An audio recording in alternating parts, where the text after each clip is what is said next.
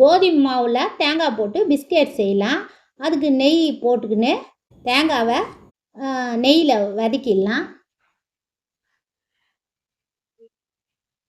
நெய்யில் போட்டுக்கிட்டு அதை நல்லா கொஞ்சம் வறுத்துக்கலாம்.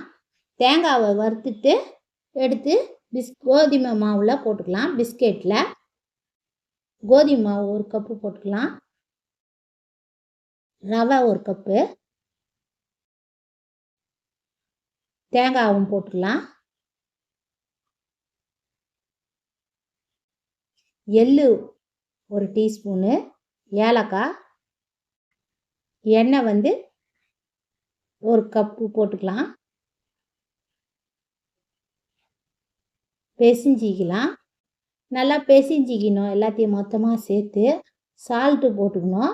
குடிச்சு பார்த்தா தெரியும் நல்லா வந்துச்சு.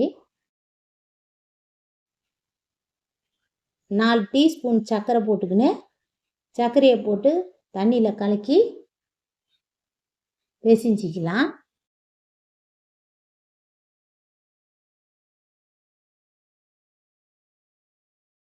கோதுமை மாவை பிசைகிற மாதிரி தான் பிசைஞ்சி பிஸ்கெட்டுக்கு இது பண்ணணும்.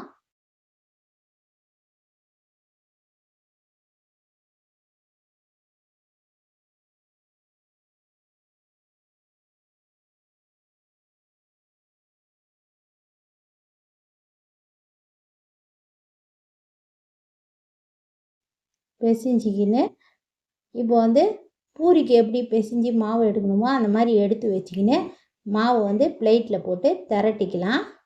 திரட்டிக்கின்னு ரவுண்ட் ரவுண்டாக போட்டு எடுத்து வச்சுக்கின்னு பிஸ்கெட்டு போல்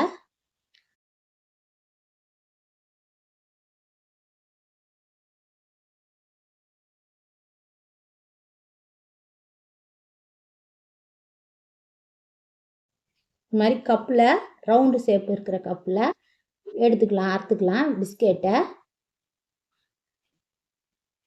அறுத்து கொஞ்சம் திக்காக இருக்கணும் பிஸ்கெட்டுக்கு செய்கிறதுக்கு. கோகோனட் பிஸ்கெட்டுக்கு கொஞ்சம் திக்காக இருக்கணும்.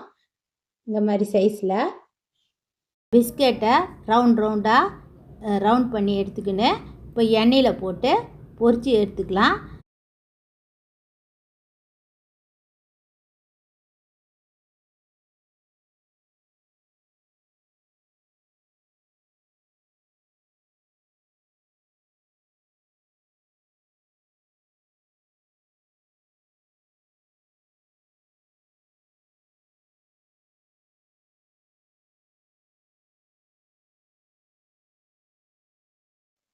பிஸ்கெட்டு ரெடி ஆகிடுச்சி. இப்போ கோகோனட் பிஸ்கெட்டு ரெடி ஆகிடுச்சி. இப்போ சாப்பிட்லாம்.